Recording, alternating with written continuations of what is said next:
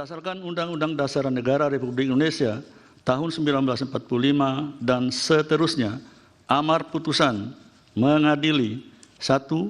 Menyatakan permohonan para pemohon sepanjang pengujian norma pasal 169 huruf Q Undang-Undang 7 2017 tidak dapat diterima.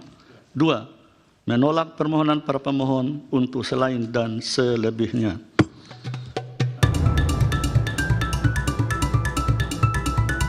Putusan Mahkamah Konstitusi ini memastikan tidak ada lagi yang bakal menghalangi perjalanan Prabowo dalam kontestasi Pilpres 2024. Sehari sebelumnya Prabowo juga telah mengumumkan calon pendampingnya, yaitu Gibran Rakabuming Raka.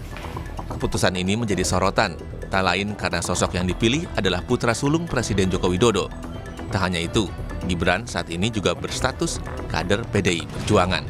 Kita telah berembuk secara final, secara konsensus, seluruhnya sepakat mengusung Prabowo Subianto sebagai calon presiden Koalisi Indonesia Maju untuk 2024-2029 dan Saudara Gibran Rakabuming Raka sebagai calon wakil presiden dari Koalisi Indonesia Maju. Soal statusnya sebagai kader PDI Perjuangan, Gibran mengaku sudah berkomunikasi dengan Ketua DPP PDIP Puan Maharani. Kemarin dijadwalkan Pak Sukmi Dasko itu. Tungguin aja, ya. Dora santai, jadi orang itu santai aja, ya. Aku tak ngerambung ke gawean. Program-program di Kota Solo gimana, Mas? Aku tak ngerambung ke gawean. Program yang BUMN. Pembangunan di Solo gimana, Mas? Insya Allah lanjut terus, ya. Ini Mas jadi kader PDIP percaya berarti, Mas? aku. Kemarin Jumat malam saya sudah komunikasi dengan Mbak Puan dan Pak Arsyad. Itu jawaban saya. Komunikasinya apa, Mas? Makasih ya. Yuk. Komunikasinya yang pamit atau gimana, Mas? Udah ya. Pamit atau gimana itu kemarin tuh? Sudah saya komunikasikan. Nggih. Tak hanya status sebagai kader PDIP, arah dukungan Presiden Joko Widodo pun menjadi pertanyaan. Belakangan, isu Jokowi mendukung Prabowo kian menguat seiring keakraban yang ditunjukkan keduanya dalam sejumlah momen. Belum lagi, putra bungsunya, Kaisang Pangarep, yang sempat mengaku kagum pada Prabowo. Jokowi saat ini masih berstatus kader PDIP yang mau tak mau harus mendukung Ganjar Pranowo dan Mahfud MD yang diusung partainya. Tapi sebagai presiden, Jokowi menegaskan mendukung semua pasangan calon. Pak, ada Mbak Puan, ada Pak Prabowo. Nah, kalau Mbak Puan kan tadi sempat mau nanya ke Pak Jokowi, apakah Pak Jokowi masih dukung Pak Ganjar dan PDIP? Dukung semuanya untuk kebaikan negara ini. Berarti dukung Pak Ganjar, dukung Pak Prabowo, dukung Pak Anies, begitu? Dukung semuanya untuk kebaikan negara ini.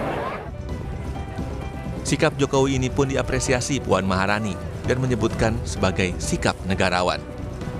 Ya itu memang seorang negarawan harus seperti itu, nggak menyatakan dukungannya kepada salah satu calon dalam kontestasi Pilpres yang akan datang.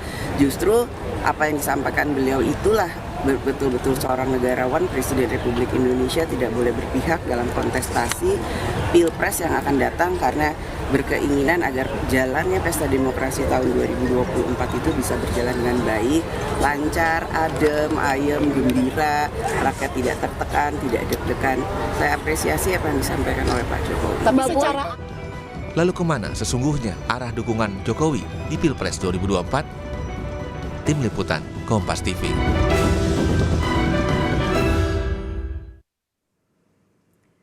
Saudara, bakal calon Presiden Koalisi Indonesia Maju Prabowo Subianto ini resmi memilih putra sulung Presiden Joko Widodo Gibran Rakabuming Raka sebagai calon wakil presiden yang mendampinginya di Pilpres 2024. Selain status Gibran sebagai kader PDI Perjuangan, muncul pula pertanyaan terkait arah dukungan Jokowi karena PDIP ini mengusung Ganjar Pranowo dan Mahfud MD.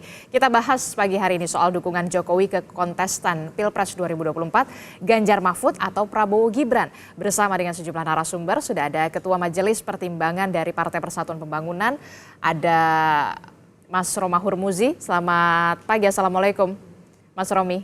Selamat pagi, Assalamualaikum Aristi. Waalaikumsalam. Ada juga Wakil Ketua Umum Partai Gerindra, Mas Habibur Rahman. Selamat pagi, Assalamualaikum Mas Habib. Selamat pagi, Assalamualaikum Mas Romi, Mbak Adisti, rekan-rekan semua. Ya, dan juga ada pengamat politik sekaligus Direktur Parameter Politik Indonesia, ada Mas Adi Prayitno. Selamat pagi, Assalamualaikum Mas Adi. Selamat pagi, Adisti. Selamat pagi. Adi Prayitno, paling kondang nih. Ya, ini menarik ya, semakin hari semakin dinamis begitu ya politik, apalagi besok Partai Gerindra dan juga Koalisi Indonesia Maju ini akan mendaftarkan Pak Prabowo dan juga Mas Gibran ini ke KPU ya, betul ya, rencananya jam 10. Ini akan datang bersama dengan Gibran, Pak Prabowo, atau sendiri saja? Karena kan kemarin kalau dilihat pas pengumuman Pak Prabowo ini tidak ada Mas Gibran, kemudian di Rapimnas semalam juga absen juga, tidak hadir. Ini datang nggak besok Mas Gibrannya? Tentu datang ya, kan beliau yang akan mendaftar, dan setahu saya juga nanti akan dikonfirmasi soal beberapa dokumen, dan tentu ada juga beberapa dokumen yang akan diserahkan oleh beliau langsung. Jadi dapat dipastikan Mas Gibran akan hadir besok di KPU jam 10. Oke, berarti betul ya, dipastikan besok Mas Gibran ini hadir bersama dengan Pak Prabowo. Ya. Nah, kalau kemarin-kemarin kenapa nih Mas Gibran nggak hadir saat Pak Prabowo mengumumkan bacawa pres, kemudian di Rapimnas juga tidak hadir Mas Gibran? Alasannya apa? Ya, setahu saya ada beberapa alasan ya. Alasan pertama mungkin terkait kesibukan Mas Gibran sebagai wali kota Solo ya. Terutama ketika pertemuan para ketua umum partai politik di kediaman Pak Prabowo di Kartanegara. Nah, kemudian acara kemarin Gerindra di Dharma Wangsa itu adalah acara internal. Memang kami tidak mengundang satupun orang di luar Partai Gerindra. Kami mendengarkan ya masukan dari struktur kami DPD yang membawa amanah dari DPC, PAC hingga ranting soal dukungan mereka kepada Mas Gibran ini. Oke, tapi memang agak berbeda nih dengan pasangan-pasangan sebelumnya loh Mas Habib. Kalau pasangan Anies Muhaimin ini hadir kompak, kemudian Pak Ganjar juga dan Pak Mahfud juga hadir. Ataukah memang ketidakhadiran Mas Gibran ini karena memang KTA-nya masih merah, masih kader PDI Perjuangan? Jadi kita pertama, walaupun kita berbicara soal politik, tentu kita tidak boleh mengabaikan aspek legal formal, aspek hukum. Betul. Karena kan sesuai dengan konstitusi ya, seseorang itu dijadikan capres atau cawapres diajukan oleh partai politik atau gabungan partai politik ya. Kemudian di Undang-Undang Partai Politik juga diatur bahwa seseorang bisa maju dari partai politik manapun yang mengajukannya. Tidak harus tempat orang tersebut berasal atau dari mana dia berpolitik. Kita contoh misalnya Pak Yusuf Kalla ya 2 kali 2004, 2014 maju dari partai politik atau koalisi yang bukan tempatnya berasal. Jadi urusan ya hal ihwal keanggotaan yang bersangkutan dengan partai politik asalnya adalah kemerdekaan yang bersangkutan sendiri. Tetapi soal pendaftaran, soal regulasi ya ke KPU itu tidak ada keharusan dan tidak ada relevansi seseorang dengan keanggotaan orang tersebut di partai politik. Bahkan seseorang yang tidak berstatus anggota partai politik manapun bisa saja diajukan sebagai calon presiden atau calon wakil presiden. Misalnya Pak Anies Baswedan, kemudian Pak Mahfud MD. Oke, jadi menurut Mas Habib jadi tidak perlu dipersoalkan begitu ya. Dari mana kemudian dari partai politik mana, kemudian dari capres dan juga bacawa presnya begitu ya Mas Habib ya? Ya, kalau kita tumpuannya pada regulasi begitu, dan etika, kemudian moralitas, tentu kan dasarnya juga regulasi ya. Jadi hal ihwal hubungan antara Mas Gibran dengan PDIP itu mutlak domain kemerdekaan Mas Gibran dan PDIP. Kami tidak mengintervensi urusan tersebut. Oke, tapi sudah ada sebelum pengumuman ini sudah ada komunikasikah ke PDI Perjuangan atau cukup Gibran? Ya itu yang saya bilang ya, Mas Gibran adalah subjek politik yang sudah matang, sudah bisa mengambil keputusan sendiri ya, sehingga urusannya beliau adalah dengan partai politiknya. Tidak ada kewenangan kami untuk mengintervensi ya, baik dalam bentuk komunikasi atau apapun dengan PDI Perjuangan.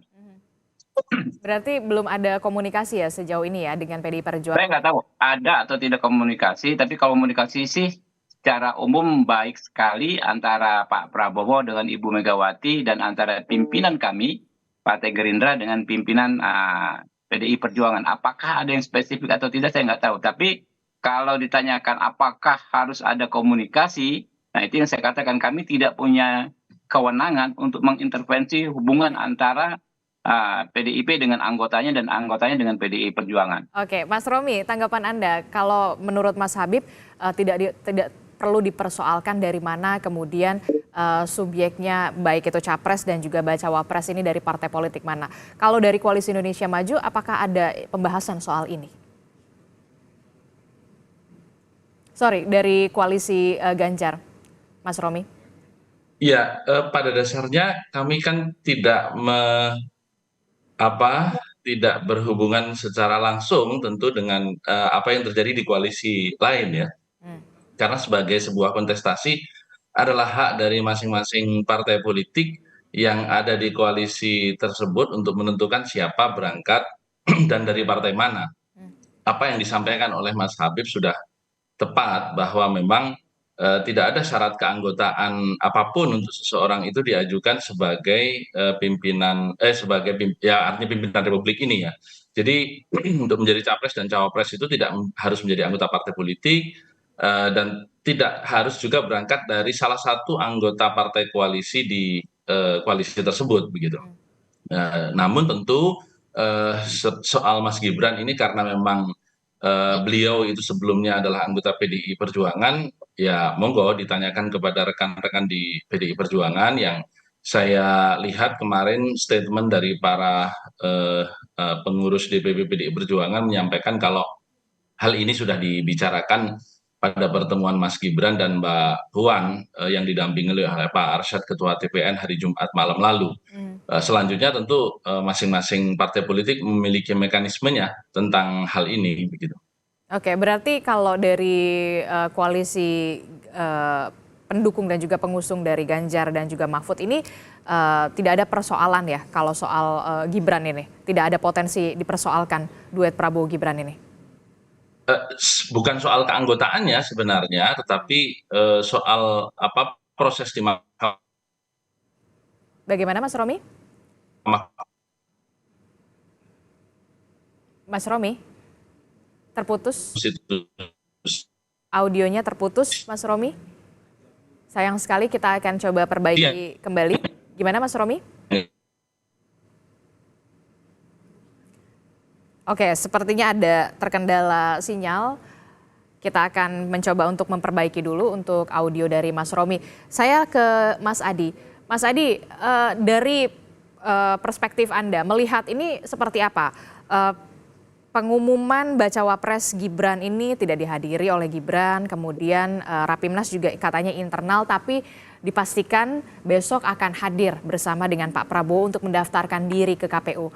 Anda melihatnya seperti apa? Ya, saya kira memang secara prinsip soal pengumuman Gibran sebagai pendamping Prabowo Subianto lebih kepada keputusan internal ketua umum partai pendukungnya ya. Waktu kemarin malam mungkin kalau tidak salah ketika ketua umum partai pendukungnya Prabowo itu berkumpul mengumumkan Gibran yang akhirnya dipilih sebagai pendamping, memang Gibran tidak datang. Sepertinya itu hanya sebatas sosialisasi di internal ketua umum partai yang saya kira lihat ya tidak terlampau perlu misalnya kehadiran Mas Gibran sebagai pendamping Prabowo di 2024. Tapi kan publik sebenarnya tidak terlampau memperhatikan itu, Mbak. Publik itu menunggu misalnya kira-kira nanti besok ketika didaftarkan ke KPU, apa kira-kira narasi besar yang akan disampaikan oleh Mas Wali Kota Gibran ini ya sebagai pendamping Prabowo di 2024 itu satu-satunya momen yang menurut saya paling banyak ditunggu. Karena sejak dikaitkan dengan duet dengan Prabowo Subianto atau ketika diumumkan sebagai pendamping Prabowo secara resmi di internal Koalisi Indonesia Maju, tak satu pun misalnya statement politik yang disampaikan ke publik oleh Gibran sebagai orang yang relatif ikut bertanding di 2024. Pak Mahfud misalnya ketika dipilih sebagai pendampingnya Pak Ganjar bicara tentang bagaimana supremasi hukum, law enforcement, dan pemberantasan korupsi. Ataupun ketika Muhaimin dan Anies deklarasi mereka bicara tentang substansi perubahan dan seterusnya dan seterusnya. Jadi besok selain daftar ke KPU tentu publik ingin mendengar apa kira-kira statement politik dari Mas Gibran ya yang memang paling banyak ditunggu. Kalau yang lain kan narasi besarnya pasti sudah bisa ditangkap ya Mbak. Nah ini yang saya kira momen yang paling banyak dinanti tentang apa saja kira-kira narasi dan diskursus politik yang pastinya sedang dilihat apa kira-kira portofolio dan positioning Mas Gibran sebagai sosok yang ikut bertanding di Pilpres 2024 yang akan datang. Oke, jadi misalnya tidak hadir dalam pengumuman dan seterusnya, saya kira itu persoalan teknis sebenarnya.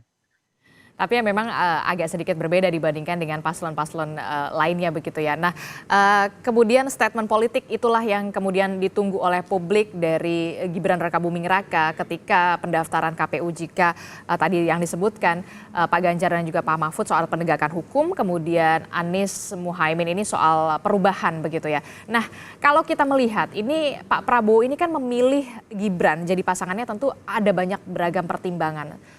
Apakah otomatis dengan memasangkan atau mendapuk Gibran Rakabuming Raka sebagai bakal calon wakil presiden dari Prabowo ini akan otomatis Jokowi ini akan mendukung Prabowo Gibran ataukah memang kemudian tetap tegak lurus ke partai pendukung Ganjar Mahfud kalau dari analisa Anda Mas Adi?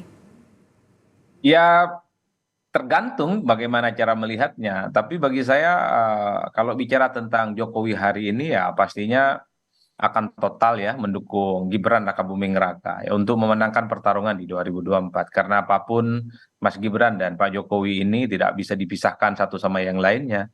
Ini ada hubungan biologis yang saya kira memang tautan politiknya akan seiring dan bersama. Saya kira sudah menjadi konsumsi umum bahwa Pak Jokowi ya secara politik berbeda dengan PDIP. Kalau tidak berbeda dengan PDIP, tidak mungkin akan ikut mendoakan dan merestui Mas Wali Kota ya untuk bisa bersandingan dengan Prabowo Subianto dan berhadap-hadapan dengan calon yang diusung oleh PDIP, Mas. Nah, siapa namanya Pak Ganjar Pranowo ya. Jadi bagi saya dalam konteks ini tak ada perdebatan lagi, Mbak. Pak Jokowi itu kemana arah politiknya? Pak Jokowi sudah tak di PDIP lagi secara politik dan kepentingan ya. Karena kalau bicara tegak lurus ke partai ya tentunya akan sami'na wa ta'na mendukung capres yang sudah diusung oleh PDIP Ganjar Pranowo. Oleh karena itu dulu saya memang melihat bahwa Pak Jokowi itu akan tegak lurus dengan PDIP dan ikut mengkampanyekan dan memenangkan Ganjar Pranowo di Pilpres.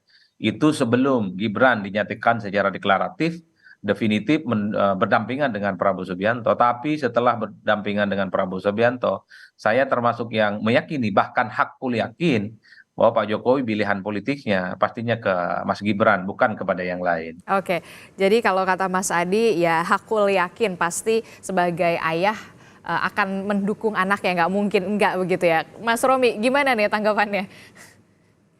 Ya, pertama kita tentu menghargai ya bahwa Pak Jokowi sampai hari ini masih tercatat sebagai anggota PDI Perjuangan dan tentunya saya tidak bisa dan tidak berani menyimpulkan kemana dukungan Pak Jokowi karena yang tampak dari statement beliau setelah kemarin upacara Hari Santri tanggal 22 di Surabaya beliau menyatakan dukung semua.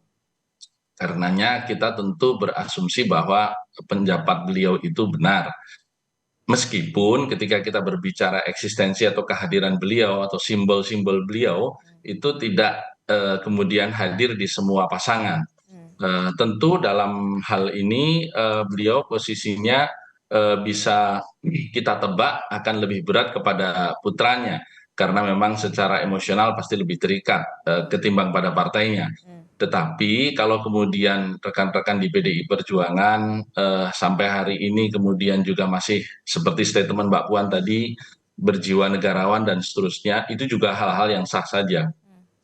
Mbak Adisti, kita berhadapan dengan seorang politisi ulung, Pak Jokowi. Saya kira salah satu politisi terulung setelah reformasi ini, yang memang sangat menarik karena Kenapa pada Anda sisi yang lain menyebutnya Jokowi politisi ulung? sangat ulung karena coba bayangkan Mas Bobi, menantu beliau itu sampai dengan beberapa hari yang lalu masih mengatakan, wah saya dukung kakak saya dong, nanti saya nggak bisa pulang ke Solo. Tiba-tiba 2-3 hari yang lalu Mas Bobi mengatakan saya tetap loyal kepada partai saya PDI Perjuangan. Artinya Pak Jokowi itu betul-betul membagi, bisa dikatakanlah sempurna.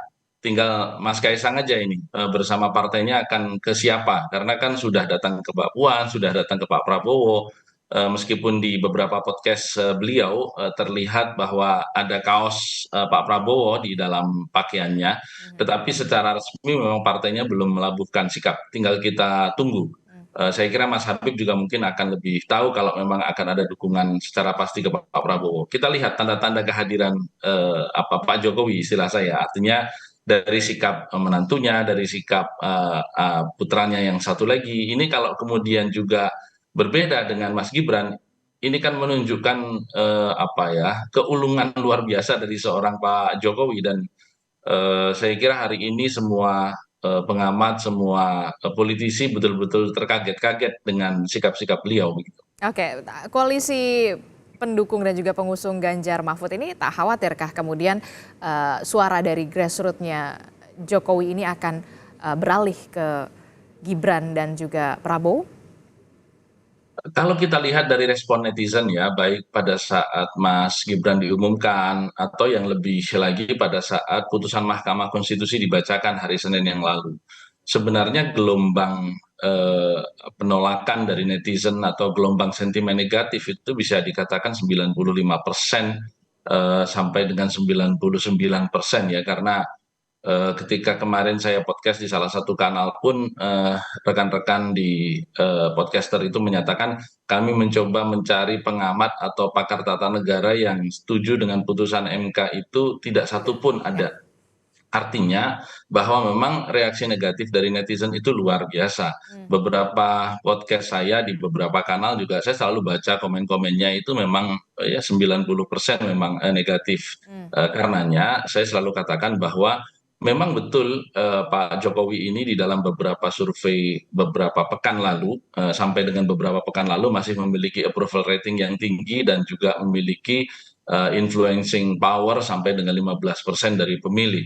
Tetapi dengan adanya gelombang putusan MK yang dinegatifisir oleh para netizen ini, saya kok ragu bahwa 15% itu masih ada. Jangan-jangan itu sudah jatuh ke titik nadir entah berapa. Ini tentu yang bisa menjawab rekan-rekan lembaga survei karena saya tidak punya angka.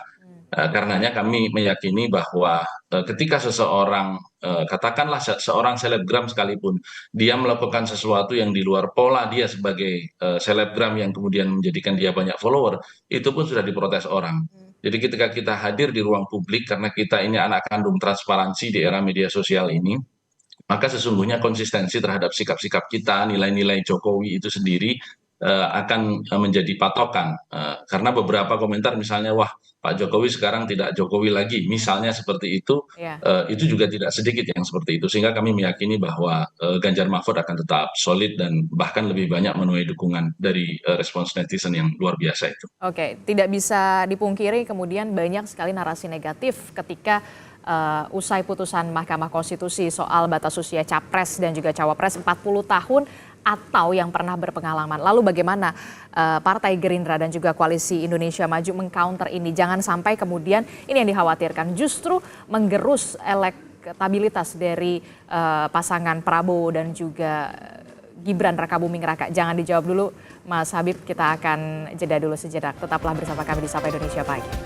Terima kasih Anda masih bersama kami di Sapa Indonesia Pagi. Saudara, kita masih membahas dialog kemana arah dukungan Presiden Joko Widodo setelah sang putra sulung yakni Gibran Rakabuming Raka ini resmi diumumkan sebagai bakal calon wakil presiden dari Prabowo Subianto di Pilpres 2024. Saya langsung bertanya ke Mas Habib. Mas Habib, ini kita juga kan tidak bisa menutup mata ya.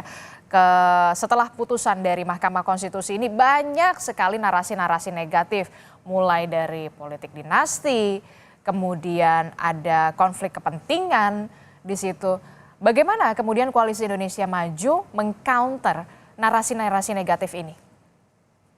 Oke, yang pertama perlu kami sampaikan bahwa kita sebaliknya juga tidak bisa menutup mata dan hati kita terhadap fakta-fakta lain yang berseberangan dari yang disampaikan tadi. Misalnya ribuan orang yang langsung bersujud syukur di depan gedung MK ya ketika putusan tersebut diucapkan. Lalu puluhan titik di seluruh Indonesia orang yang menyatakan terima kasihnya kepada Mahkamah Konstitusi atas putusan tersebut ya. Nah, jadi ini dua-duanya kita cermati dan kita lihat. Nah, kami sudah memetakan sebetulnya ya soal isu negatif ini. Yang pertama ya tentu disampaikan oleh intelektual kritis yang memang selalu menyampaikan kritikannya terhadap semua produk yang dianggap dari kekuasaan. Kita ingat dulu waktu kami menggodok KUHP, beratus pasal, berbagai prinsip-prinsip pembaharuan dalam KUHP bagus ya, yang baik ya, tetapi memang ada juga yang dipersoalkan, 1-2 pasal dipersoalkan. Itu kita terima dan kita akomodir sebisa mungkin. Nah, ini intelektual kritis. Yang kedua memang hal yang wajar juga ketika misalnya ada kompetitor baik dalam konteks luas maupun sempit yang mempersoalkan, namanya kan kompetitor. Apapun persoalan pasti kan akan dijadikan peluru. Yang paling penting apa? Semangatnya sama-sama baik sebetulnya adalah intelektual kritis itu dan kompetitor menginginkan pemilu ini ya bersih dari yang namanya abuse of power. Nah, itu yang perlu digarisbawahi. Nah, tiga isu detail misalnya ya yang dipersoalkan mereka. Pertama soal open legal policy. Nah, ini kan sudah berulang kali ditegaskan dan dibantah oleh MK sendiri, baik saat putusan ini dalam putusan terkait maupun putusan-putusan sebelumnya. Sudah banyak sekali putusan MK yang menguji open legal policy sepanjang dianggap ya terjadi memungkinkan terjadinya intolerable injustice. Lalu ada persoalan rasionalitas. Yang kedua soal conflict of interest. Ini juga sudah dibantah sendiri ya oleh Hakim Konstitusi Saldi Isra misalnya ketika dia mengadili perkara terkait undang-undang MK yang menguntungkan dirinya secara personal. Bahwa memang MK itu adalah menguji undang-undang yang sifatnya erga omnes, artinya berlaku untuk semua. Nah, kalau untuk berlaku untuk semua maka hilanglah sudah persoalan conflict of interest. Yang ketiga, isu ketiga yang didengungkan adalah dinasti. Nah, dinasti ini sudah banyak sekali kajian ya, bahkan di Amerika, di Singapura tidak ada relevan ya ketika dianggap terjadi di rezim yang demokratis karena jabatan yang dipersoalkan adalah jabatan yang dipilih. Kita ingat di Amerika ada Bapak Bush, ada anak Bush, ya, ada Kennedy Clan, kemudian di Singapura ada Bijili, anaknya Lee Kuan Yew, ya. Banyak sekali contoh-contoh yang memang sebetulnya mirip tadinya dituduh sebagai politik dinasti, faktanya tidak ada masalah. Begitu juga ketika misalnya Pak Gibran maju sebagai wali kota Solo. Nah, intinya kami terus petakan dan siap dengan berbagai argumentasinya. Kami melihat ya besarnya masyarakat yang mendukung putusan MK karena mereka lebih melihat substansinya, yaitu yang pertama mereka menginginkan keberlanjutan rekonsiliasi. Jadi rekonsiliasi antara Pak Prabowo dengan Jokowi itu kan epik sekali, artinya benar-benar dramatis. Yang tadinya berseberangan ya sama-sama punya pasukan hampir 50% dari rakyat Indonesia bisa berrekonsiliasi dan akhirnya menjadikan satu karya yang bagus bagi bangsa dan negara ini. Yang kedua, mereka juga trauma dengan politik perpecahan yang antagonis, ya. Nah, jadi pemilu ini mereka takut masuk tahun pemilu jangan sampai terjadi perpecahan yang antagonis. Yang ketiga, ya, yang disyukuri oleh publik kebanyakan adalah secara prinsip bisa majunya anak muda, ya, terwakili sebagai subjek dalam kontestasi yang sangat bergengsi ini, yaitu Pilpres. Nah, itu sekarang yang terus berkembang dan kita melihat dari beberapa lembaga survei yang sangat terpercaya, artinya ya tidak ada damage yang signifikan terhadap elektabilitas Pak Prabowo setelah putusan Mahkamah Konstitusi ini. Oke, kalau iya ada beragam strategi yang tentu saja sudah disiapkan oleh Koalisi Indonesia Maju kemudian untuk mengcounter narasi-narasi mulai dari politik dinasti kemudian konflik kepentingan. Nah, kalau Mas Adi melihatnya bagaimana? Ini kan bisa dikatakan apa ya? Untuk mengumumkan bacawa presnya Pak Prabowo adalah Mas Gibran saja ada dua sisi mata uang bisa dikatakan. Satu, keuntungan tadi yang dikatakan Mas Adi otomatis lah tidak ada ayah yang tidak mendukung anaknya. Tapi di sisi lain apakah kemudian keputusan ini juga dikhawatirkan bisa menggerus elektabilitas dari Pak Prabowo ataupun Gibran Rakabuming Raka. Anda melihatnya seperti apa, Mas Adi? Ya, kalau saya sih menyatakan ini sebagai satu perjudian yang tidak mudah karena harus diakui dibandingkan nama-nama yang lain. Gibran itu kan popularitas dan elektabilitasnya tidak terlampau mentereng. Misalnya jika dibandingkan dengan Erick Thohir, ya. Kemudian misalnya Bu Hovifah dan seterusnya, termasuk Pak Ridwan Kamil. Kenapa saya bilang begitu? Karena memang Gibran itu kan terkonfirmasi sebagai sosok yang ingin maju di 2024 ini kan di last minute. Jadi kalau di survei-survei ketika orang bicara tentang popularitas dan elektabilitasnya Mas Gibran tentu masih di bawah nama-nama besar yang saya sebutkan tadi, Mbak. Oleh karena itu kalau saya membaca dari jauh ya satu-satunya yang bisa kita lihat soal basis kekuatan politik dari Gibran itu kan dua hal yang diasumsikan, yang dipersepsikan dan diyakini sebagai daya tambah terhadap Prabowo Subianto di 2004. Satu ya tentu adalah Solo. Karena apapun Gibran adalah wali kota Solo yang dinilai oleh publik memiliki basis kekuatan politik dan penetrasi yang pastinya diandalkan. Yang kedua tentu ada harapan bahwa pemilih Jokowi itu otomatis akan hijrah dan migrasi mendukung Gibran Rakabuming Raka. Dua variabel ini yang sepertinya sedang diandalkan betul oleh teman-teman pendukung Pak Prabowo Subianto dan Gibran ya untuk memenangkan pertarungan di 2024. Tapi saya selalu menyatakan bahwa dalam berbagai kesempatan bahwa elektabilitas itu tidak bisa diwariskan, bahwa approval rating, tingkat kepuasan publik yang cukup luar biasa terhadap Jokowi memang tidak ada yang bisa membantah. Tapi problemnya adalah apakah tingkat kepuasan itu bisa automatically 100% misalnya diterjemahkan sebagai bagian dari keuntungan dan faedah elektoral kepada Gibran, tentu perlu diuji di lapangan. Karena sampai saat ini misalnya denyut nadi kekuatan politik di antara masing-masing poros ini kan semakin menggeliat. Dulu mungkin Jokowi menang di Jawa Tengah karena Jawa Tengah itu dianggap banteng. Jadi siapapun yang maju dari PDIP relatif akan memenangkan pertarungan. Dulu misalnya di Jawa Timur itu Pak Jokowi menang dalam 2 kali pilpres karena kuat di Jawa Timur penetrasi politiknya, salah satunya karena ada PKB dan Nahdlatul Ulama. Kita tahu bahwa PKB dan Nahdlatul Ulama saat ini relatif gitu ya punya pilihan politik yang agak beda karena bergabung dengan koalisi Amin dan seterusnya. Oleh karena itu asumsi-asumsi dasar yang kemudian dua kekuatan politik Mas Gibran itu nanti ya sangat tergantung bagaimana kerja-kerja politik dan uji lapangan, Mbak. Kalau kita simplifikasi misalnya bahwa orang Solo otomatis akan memenangkan Gibran belum tentu juga karena Solo dulu disebut sebagai kandangnya banteng misalnya. Begitupun di Jawa Tengah disebut sebagai kandangnya banteng, bukan kandang ataupun kandang yang lain. Nah ini saya kira memang kerja politik turun ke bawah meyakinkan masyarakat adalah satu-satunya cara untuk meyakinkan bahwa pemilih itu akan memenangkan pertarungan. Saya kira di situ konteksnya. Oke, kalau berbicara soal tadi Anda melihat Jawa Tengah, ceruk Jawa Tengah yang kemudian kita tahu itu merupakan kandang banteng. Apakah kemudian ini juga merupakan strategi dari Prabowo Subianto mengusung atau memilih Gibran Rakabuming Raka ini untuk memecah suara Jawa Tengah ini? Saya tidak tahu persis ya Pak, apa argumen Mas Gibran itu dipilih sebagai pendampingnya Prabowo. Tapi yang jelas Prabowo Subianto dan pendukungnya paham betul apa yang kemudian membuat kekalahan 2 kali pilpres 2014 dan 2019 ya. Kan kekalahannya di 2 teritori yang cukup signifikan ya, Jawa Timur dan Jawa Tengah dan di kalangan Nahdlin ya. Salah satu jawaban misalnya untuk memangkas kekurangan dan kekalahan di Jawa Tengah ya tentu dengan cara memilih figur yang punya penetrasi yang kuat. Siapa? Gibran saya kira bukan hanya soal wali kota Solo, tapi di belakangnya ada Pak Jokowi kan.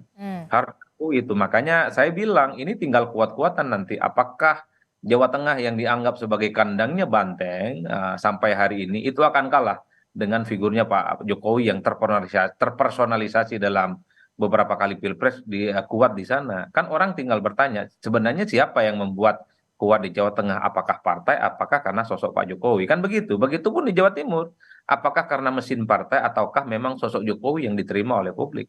Dua hal ini yang saya kira memang perlu diuji. Saya belum ada datanya karena belum melakukan survei ya, tapi kan asumsi-asumsi umum bahwa kemenangan Pilpres itu ya tidak terlepas dari banyak variabel, figur itu penting, visi misi penting, kerja politik penting, dan yang paling penting juga adalah bagaimana soal konsolidasi dan kemenangan itu ya mau melibatkan banyak komponen, visi misi turun ke bawah dan seterusnya adalah ornamen-ornamen yang bisa dijadikan sebagai instrumen untuk memenangkan pertarungan. Saya perlu mengatakan bahwa tinggal waktu dan kerja politiklah yang akan kemudian membuktikan segala-galanya. Oke, tinggal waktu dan juga kerja politik. Tapi kalau menurut analisa Anda dengan pengusungan Gibran ini, Gibran, apakah kemudian kandang banteng di Jawa Tengah ini akan tergerus suaranya? Saya tidak bisa berspekulasi ya Mbak Adisti, karena kalau kita bicara tentang basis konstituen ya Jateng itu siapapun dari PDIP pastinya kuat Mbak. Orang nyebut ya kalau sudah PDIP berfatwa orang-orang yang tidak terlampau populer misalnya menang. Dan itu yang terjadi pada Pak Ganjar Pranowo waktu jadi calon gubernur pertama kali melawan petahana Pak Bibit Waluyo kalau tidak keliru. Ganjar sebagai pendatang popularitas dan elektabilitasnya di bawah rata-rata, tapi ada dugaan karena mesin politik PDIP cukup kuat saat itu, Ganjar yang awalnya tidak kompetitif, underestimate bahkan, tapi memenangkan pertarungan secara politik. Itu tidak bisa dibantah. Oleh karena itu, ini kan di 2024 ada dua kekuatan besar. PDIP secara kepartaian, karena dianggap sebagai basis gitu ya, party ID-nya kuat di situ bagi PDIP, dan pada saat yang bersamaan, Pak Jokowi itu kan dianggap approval ratingnya tinggi, tingkat kepuasan publiknya di Jawa Tengah itu termasuk yang tinggi, termasuk di Jawa Timur. Oleh karena itu, di antara basis kekuatan kepartaian PDIP dengan figur Jokowi yang kuat, itu akan dipertaruhkan di 2024. Ini yang saya kira kita tinggal tunggu waktu. Lebih kuat mana sih sebenarnya? Atau jangan-jangan ini akan melipat gandakan semangat teman-teman PDIP, karena mengingat bagi mereka tak ada lagi yang bisa diharapkan selain memang tegak lurus memenangkan apa yang sudah diputuskan oleh partai, bahwa Ganjar lah yang harus dimenangkan. Apapun yang terjadi, mau Pak Jokowi ke Gibran, atau berdiri di semua kaki, sepertinya PDIP ini ya sudah berhitung betul bagaimana mengalkulasi dan kekuatan politik mereka. Tapi kalau kita lihat secara jujur, tentu PDIP layak khawatir dan layak was-was. Karena adanya Gibran dan Pak Jokowi tentu saja menjadi variabel penting yang menjadi dalam tanda kutip yang bisa mengurangi daya kekuatan politik mereka. Oleh karena itu, ini yang saya kira kekuatan partai atau kekuatan figur yang akan justru diterima di Jawa Tengah di 2024 khususnya. Termasuk di Jawa Timur, Mbak. Karena kita tahu Jokowi itu kuat di Jawa Timur. Oke, kita akan lihat bagaimana apakah memang betul mesin partai politika yang kemudian bekerja ataukah memang soal ketokohan. Itulah yang kemudian masih jadi pertanyaan begitu ya, Mas Adi ya. Mas Habib, Anda melihatnya bagaimana? Apakah memang ini strategi yang dipakai oleh Koalisi Indonesia Maju kemudian mendapuk Gibran Rakabuming Raka ini untuk memang memecah suara Jawa Tengah? Ya, saya tidak pernah ikut membahas sampai sedetail itu, tapi yang disampaikan oleh pimpinan kami bahwa memang saat ini posisi Partai Gerindra, posisi Pak Prabowo adalah bagaimana kami ini menjadi jalan tengah, ya, politik jalan tengah, politik merangkul. Jadi ini merupakan real keberlanjutan dari rekonsiliasi 2019 antara Pak Prabowo dengan Pak Jokowi yang telah menghasilkan kerja hebat untuk negeri ini, ya, dan penolakan kami terhadap apa yang disebut potensi politik polarisasi. Nah itu yang alasan terbesar pemilihan Mas Gibran. Nah, kemudian ini berjumpa juga dengan banyaknya aspirasi masyarakat soal sosok pemimpin muda. Kita nggak tahu ternyata di 2024 ini menjelang pemilu 2024 ini desakan bagaimana kaum muda lebih dilibatkan, lebih diberi tempat itu jauh lebih besar dibanding tahun 2019 atau menjelang tahun 2019. Ya, ini besar sekali sampai dimanapun kami selalu begitu. Saya ke tempat ke beberapa kota ya, beberapa bulan terakhir selalu hal tersebut yang banyak disampaikan oleh anak-anak muda. Nah ini yang akhirnya bermuara pada dipilihnya Mas Gibran Rakabuming menjadi cawapresnya Pak Prabowo. Oke, kita akan lihat nanti betulkah kemudian suara Jawa Tengah dan juga Jawa Timur ini bakal terpecah. Mas Romi, kalau kata Mas Adi patut dikhawatirkan begitu ketika nama Gibran Rakabuming Raka ini mendampingi Prabowo Subianto, khususnya untuk lumbung suara Jawa Tengah dan juga Jawa Timur, walaupun kita tahu memang Ganjar unggul di Jawa Tengah, apalagi juga pasangannya Pak Mahfud begitu punya pengaruh kuat juga di Jawa Timur. Anda melihatnya seperti apa? Ataukah betul ketokohan atau mesin partai politik? Pilpres itu pada dasarnya ketokohan, karena kalau kita berbicara mesin partai politik, sesungguhnya perolehan Pak Jokowi dalam suaranya di tahun 2019 kemarin itu kan di bawah jumlah partai politik pengusungnya. Begitupun sebaliknya ketika 2014 perolehan Pak Jokowi itu melampaui partai-partai pengusungnya. Jadi dari 2 kali pemilu yang dialami Pak Jokowi itu saja kita sudah bisa baca memang Pilpres ini soal figur, jadi figur capres dan figur cawapres. Belum ada satu kesimpulan kuantitatif tentang berapa kontribusi cawapres, tapi pastinya itu soal capres. Nah, kita tahu persis bahwa Mas Ganjar ini di banyak survei sudah sangat unggul di Jawa Tengah, sudah unggul di Jawa Timur. Memang kita masih melihat ada ketertinggalan di Jawa Barat yang tentu nanti akan menjadi bahan konsentrasi kita tersendiri. Tetapi akan halnya Jawa Timur, tadi saya sampaikan Mas Ganjar sudah unggul, lebih-lebih ditambahi dengan Pak Mahfud yang memang seorang yang berasal dari Madura, dari Jawa Timur, sehingga memang ini akan memiliki sentuhan tambahan tersendiri. Yang kedua, figur Pak Mahfud juga dikenal figur yang bersih, tegas, punya integritas, relatif tanpa cacat dan celah selama 23 tahun beliau menjadi pejabat publik. Jadi masa edarnya itu menunjukkan bahwa memang meskipun Pak Mahfud pernah mengatakan kekuasaan itu menggoda, malaikat saja kalau masuk bisa menjadi iblis, tapi sampai hari ini kita tahu persis Pak Mahfud mampu menjaga godaan itu, mampu menjaga integritasnya, sehingga ini juga merupakan hal yang istilah Pak Mahfud 50% masalah bangsa ini selesai kalau masalah hukum ini law enforcement-nya betul-betul sesuai dengan yang sudah dituliskan. Sehingga kami tidak memiliki kekhawatiran sama sekali dengan adanya sosok Mas Gibran yang juga berasal dari Jawa Tengah. Karena Mas Ganjar sudah membuktikan seperti yang disampaikan oleh Mas Adi Prayitno tadi, bahwa di Pilgub ketika beliau menantang incumbent atau petahana, Mas Ganjar yang tadinya itu underdog secara survei, ternyata dengan mesin yang dimiliki partainya mampu untuk mengalahkan petahana yang pada waktu itu kita tahu persis didukung oleh penguasa di tingkat nasional. Jadi sekali lagi Pilpres bahkan Pilgub untuk beberapa hal itu betul-betul soal figur. Oke, tapi kan kita oke lah kalau sosok Gibrannya, tapi kan orang yang ada di belakang dari Gibran ini kan tidak bisa dipungkiri, pasti ada sosok dari Presiden Jokowi. Tak khawatirkah itu? Itulah kenapa kemarin saya juga menyampaikan ke banyak media bahwa kita perlu cermati secara seksama untuk tidak terjadinya abuse of power. Karena apapun kita tahu persis di hari H pemilu nanti sudah akan ada 271 daerah baik provinsi maupun kabupaten kota yang kepala daerahnya itu dipejabatkan dan SK-nya kan berasal dari Presiden Joko Widodo.